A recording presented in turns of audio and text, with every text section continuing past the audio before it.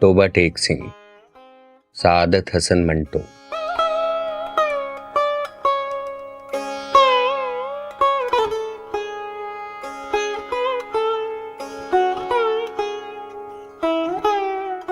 بٹوارے کے 2-3 سال بعد پاکستان اور ہندوستان کی حکومتوں کو خیال آیا کہ اخلاقی قیدیوں کی طرح پاگلوں کا تبادلہ بھی ہونا چاہیے، یعنی جو مسلمان پاگل ہندوستان کے پاگل خانوں میں ہیں انہیں پاکستان پہنچا دیا جائے، اور جو ہندو اور سکھ پاکستان کے پاگل خانوں میں ہیں انہیں ہندوستان کے حوالے کر دیا جائے۔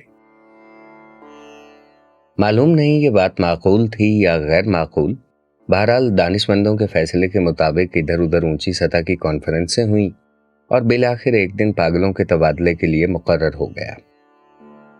اچھی طرح چھان بین کی گئی، وہ مسلمان پاگل جن کے لواحقین ہندوستان ہی میں تھے وہیں رہنے دیے گئے، جو باقی تھے ان کو سرحد پر روانہ کر دیا گیا۔ یہاں پاکستان میں چونکہ قریب تمام ہندو سکھ جا چکے تھے، اس لیے کسی کو رکھنے رکھانے کا سوال ہی نہ پیدا ہوا۔ جتنے ہندو سکھ پاگل تھے سب کے سب پولیس کی حفاظت میں بارڈر پر پہنچا دیے گئے۔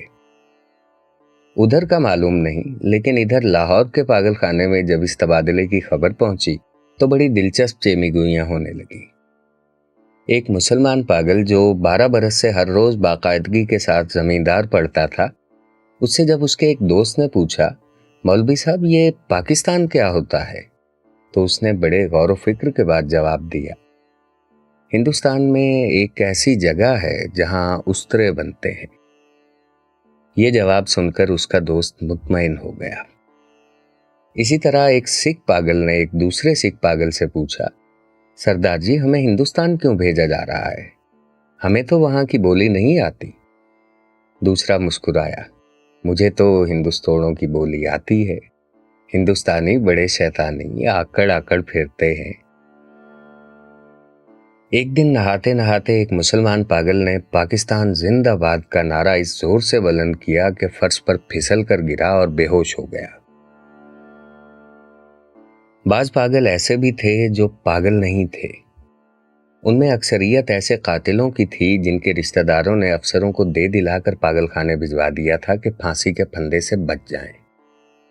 یہ کچھ سمجھتے تھے کہ ہندوستان کیوں تقسیم ہوا ہے اور یہ پاکستان کیا ہے، لیکن صحیح واقعات سے وہ بھی بے خبر تھے۔ اخباروں سے کچھ پتہ نہیں چلتا تھا اور پہرہ دار سپاہی ان پڑھ اور جاہل تھے، ان کی گفتگوؤں سے بھی وہ کوئی نتیجہ برآمد نہیں کر سکتے تھے۔ ان کو صرف اتنا معلوم تھا کہ ایک آدمی محمد علی جناح ہے جس کو قائد اعظم کہتے ہیں، اس نے مسلمانوں کے لیے ایک علیحدہ ملک بنایا ہے جس کا نام پاکستان ہے۔ یہ کہاں ہے، اس کا محل وقوع کیا ہے، اس کے متعلق وہ کچھ نہیں جانتے تھے۔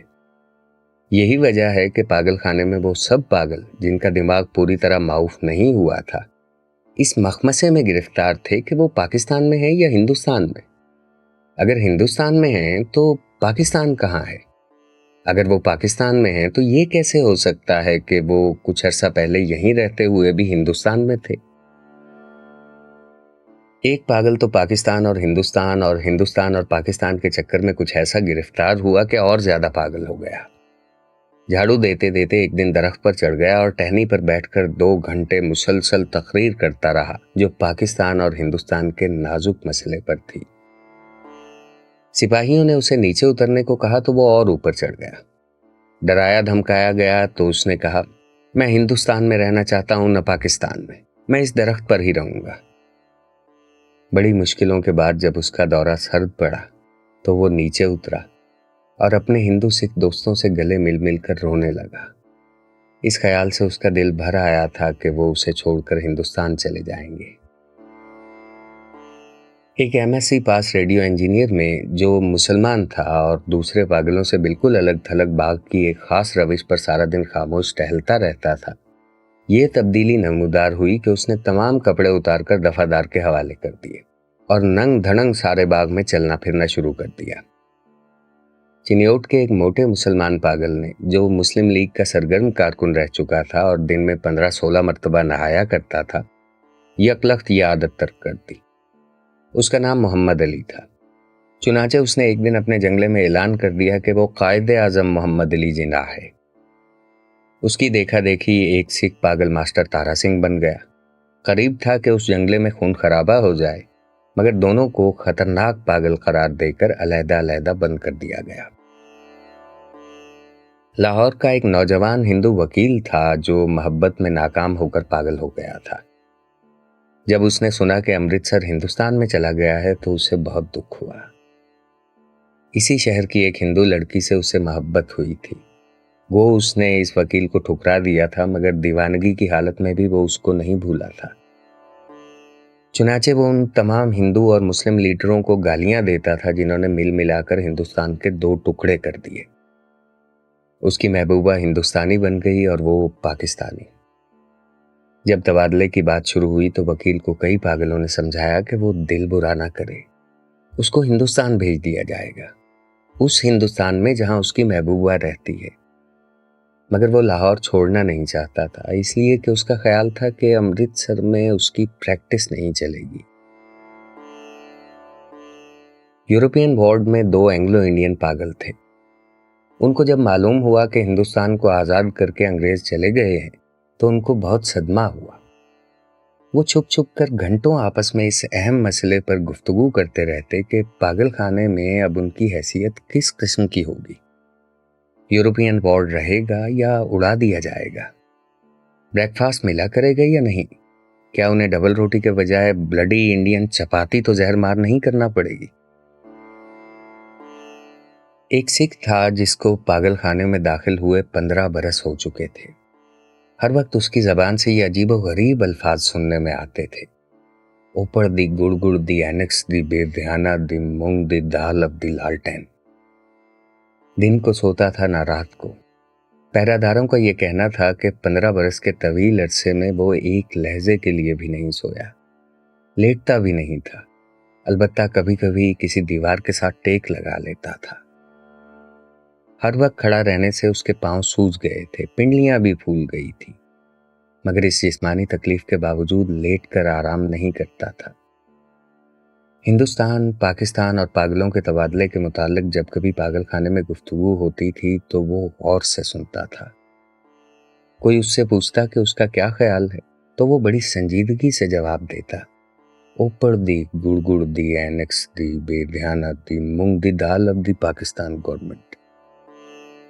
लेकिन बाद में ऑफ दी पाकिस्तान गवर्नमेंट की जगह of the Toba take Singh government ने ले ली और उसने दूसरे पागलों से पूछना शुरू किया कि टोबा टेक सिंह कहाँ है जहां का वो रहने वाला है। लेकिन किसी को भी मालूम नहीं था कि वो पाकिस्तान में है या हिंदुस्तान में। जो बताने की कोशिश करते थे खुद इस उलझाव में गिरफ्तार हो जाते थे कि सियालकोट पहले हिंदुस्तान में होता था पर अब सुना है कि पाकिस्तान में है। क्या पता है कि लाहौर जो अब पाकिस्तान में है कल हिंदुस्तान में चला जाए, या सारा हिंदुस्तान ही पाकिस्तान बन जाए। और ये भी कौन सीने पर हाथ रखकर कह सकता था कि हिंदुस्तान और पाकिस्तान दोनों किसी दिन सिरे से गायब ही हो जाएं। उस सिख पागल के केस छिद्रे होकर बहुत मुख्तसर रह गए थे। चूंकि बहुत कम नहाता था इसलिए दाढ़ी और सर के बाल आपस में जम गए थे, जिसके बायस उसकी शक्ल बड़ी भयानक हो गई थी। मगर आदमी बेजरर था। 15 वर्षों में उसने कभी किसी से झगड़ा फसाद नहीं किया था। पागल खाने के जो पुराने मुलाजिम थे वो उसके मुताल्लिक इतना जानते थे कि टोबा टेक सिंह में उसकी कई जमीनें थीं। अच्छा खाता पीता जमींदार था कि अचानक दिमाग उलट गया। उसके रिश्तेदार लोहे की मोटी मोटी जंजीरों में उसे बांध कर लाए और पागल खाने में दाखिल करा गए। महीने में एक बार मुलाकात के लिए ये लोग आते थे और उसकी खैर खैरियत दरियाफ्त करके चले जाते थे। एक मुद्दत तक ये सिलसिला जारी रहा, पर जब पाकिस्तान हिंदुस्तान की गड़बड़ शुरू हुई तो उनका आना बंद हो गया। उसका नाम बिशन सिंह था, मगर उसे टोबा टेक सिंह कहते थे। उसको ये कतन मालूम नहीं था कि दिन कौन सा है, महीना कौन सा है या कितने साल बीत चुके हैं। लेकिन हर महीने जब उसके अजीज़ो अकारिब उससे मिलने के लिए आते थे तो उसे अपने आप पता चल जाता था। चुनाचे वो दफादार से कहता कि उसकी मुलाकात आ रही है। उस दिन वो अच्छी तरह नहाता, बदन पर खूब साबुन घिसता और सर में तेल लगाकर कंघा करता। अपने कपड़े जो वो कभी इस्तेमाल नहीं करता था निकलवा के पहनता और यूं सज बन कर मिलने वालों के पास जाता। वो उससे कुछ पूछते तो वो खामोश रहता। یا کبھی کبھار اوپر دی گڑ دی اینکس دی بے دھیانہ دی مونگ دی دال اب دی لالٹین کہہ دیتا۔ اس کی ایک لڑکی تھی جو ہر مہینے ایک انگلی بڑھتی بڑھتی 15 برسوں میں جوان ہو گئی تھی۔ بشن سنگھ اس کو پہچانتا ہی نہیں تھا۔ وہ بچی تھی جب بھی اپنے باپ کو دیکھ کر روتی تھی، جوان ہوئی تب بھی اس کی آنکھوں سے آنسو بہتے تھے۔ پاکستان اور ہندوستان کا قصہ شروع ہوا تو اس نے دوسرے پاگلوں سے پوچھنا شروع کیا کہ ٹوبہ ٹیک سنگھ کہاں ہے۔ جب اطمینان بخش جواب نہ ملا تو اس کی کریت دن بدن بڑھتی گئی۔ اب ملاقات بھی نہیں آتی تھی۔ پہلے تو اسے اپنے آپ پتہ چل جاتا تھا کہ ملنے والے آ رہے ہیں، پر اب جیسے اس کے دل کی آواز بھی بند ہو گئی تھی جو اسے ان کی آمد کی خبر دے دیا کرتی تھی۔ اس کی بڑی خواہش تھی کہ وہ لوگ آئیں جو اس سے ہمدردی کا اظہار کرتے تھے اور اس کے لیے پھل، مٹھائیاں اور کپڑے لاتے تھے۔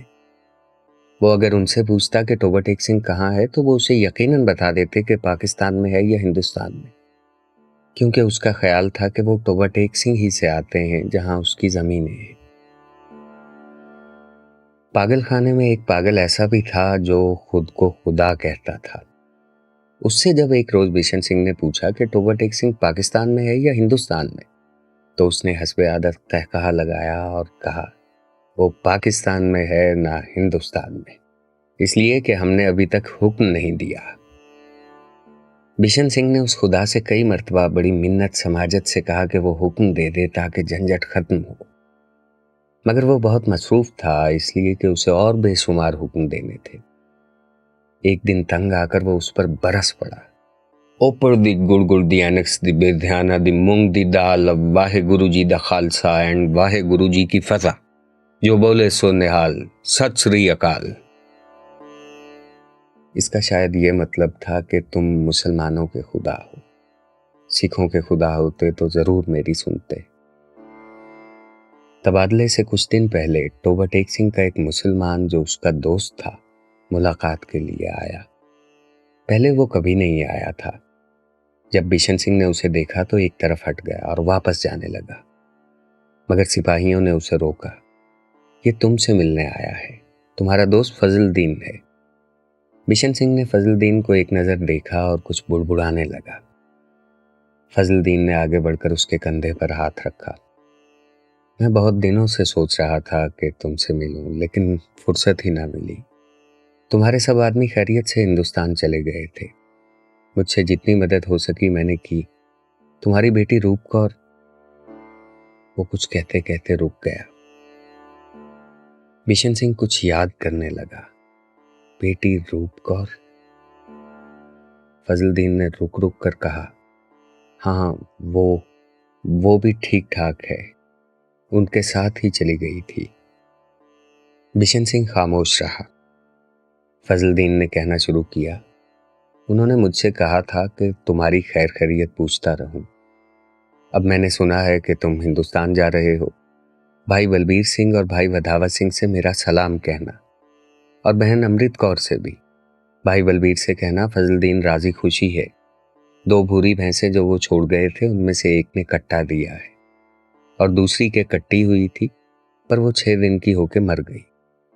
اور میرے لائق جو خدمت ہو کہنا، میں ہر وقت تیار ہوں، اور یہ تمہارے لیے تھوڑے سے مرونڈے لایا ہوں۔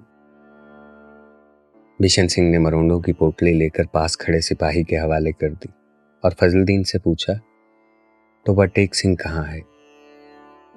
فضل الدین نے قدرے حیرت سے کہا، کہاں ہے؟ وہیں ہے جہاں تھا۔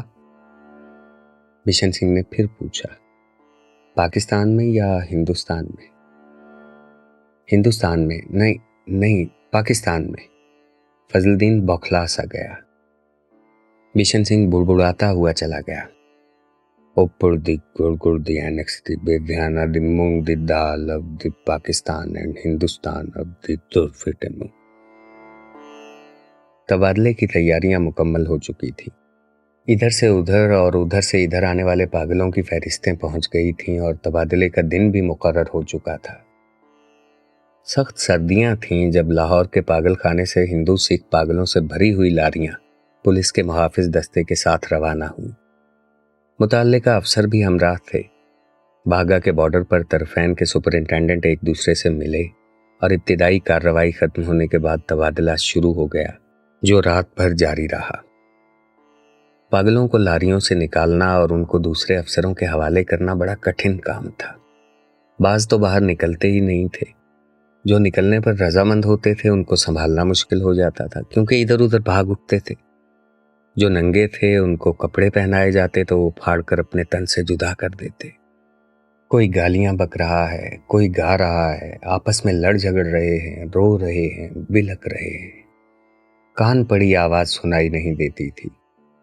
पागल औरतों का शोरो होगा अलग था, और सर्दी इतनी कड़ाके की थी कि दांत से दांत बज रहे थे। पागलों की अक्सरियत इस तबादले के हक में नहीं थी, इसलिए कि उनकी समझ में नहीं आता था कि उन्हें अपनी जगह से उखाड़ कर कहां फेंका जा रहा है। वो चंद जो कुछ सोच समझ सकते थे, पाकिस्तान जिंदाबाद और पाकिस्तान मुर्दाबाद के नारे लगा रहे थे। 2-3 मर्तबा फसाद होते होते बचा, क्योंकि बाज मुसलमानों और सिखों को यह नारा सुनकर तैश आ गया था। जब बिशन सिंह की बारी आई और वाघा के उस पार मुतल्लिका अफसर उसका नाम रजिस्टर में दर्ज करने लगा, तो उसने पूछा, टोबा टेक सिंह कहाँ है, पाकिस्तान में या हिंदुस्तान में? मुतल्लिका अफसर हंसा, पाकिस्तान में। यह सुनकर बिशन सिंह उछल कर एक तरफ हटा और दौड़कर अपने बाकी मांदा साथियों के पास पहुंच गया। पाकिस्तानी सिपाहियों ने उसे पकड़ लिया और दूसरी तरफ ले जाने लगे, मगर उसने चलने से इनकार कर दिया। टोबा टेक सिंह यहाँ है, और जोर जोर से चिल्लाने लगा, ऊपर दी गुड़ गुड़ दी एनेक्स दी बेध्याना दी मूंग दी दाल, अब Toba take Singh and Pakistan. उसे बहुत समझाया गया कि देखो, अब टोबा टेक सिंह हिंदुस्तान में चला गया है, अगर नहीं गया तो उसे फौरन वहां भेज दिया जाएगा, मगर वो ना माना। जब उसको जबरदस्ती दूसरी तरफ ले जाने की कोशिश की गई तो वो दरमियान में एक जगह इस अंदाज में अपनी सूजी हुई टांगों पर खड़ा हो गया जैसे अब उसे कोई ताकत वहां से नहीं हिला सकेगी। आदमी चूंकि बेजरर था, इसलिए उससे मजीद जबरदस्ती न की गई। उसको वहीं खड़ा रहने दिया गया और तबादले का बाकी काम होता रहा। सूरज निकलने से पहले साकित और सामित बिशन सिंह के हल्क से एक फलक शिगाफ चीख निकली। इधर उधर से कई अफसर दौड़े आए और देखा कि वो आदमी जो 15 बरस तक दिन रात अपनी टांगों पर खड़ा रहा था, औंधे मुंह लेटा है। उधर खारदार तारों के पीछे हिंदुस्तान था, इधर वैसे ही तारों के पीछे पाकिस्तान। दरमियान में जमीन के उस टुकड़े पर जिसका कोई नाम नहीं था, टोबा टेक सिंह पड़ा था।